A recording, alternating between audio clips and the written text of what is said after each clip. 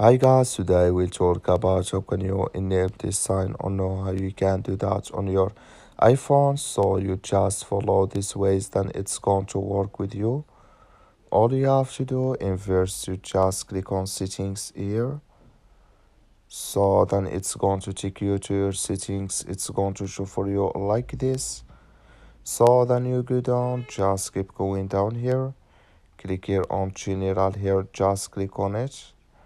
You come to next step here, it's going to show for you like this. Then you go down, just keep going down here. So then you click here on keyboard here, you just click on it. So then you come to next step, it's going to show for you like this. You go down here. So then you come here to Memoji stickers. Just click in this sign. Like you see this color show for us, that's mean here Memoji stickers enable with us now. That's all you have to do. I wish know you I get it. That's all. Thank you for your watching.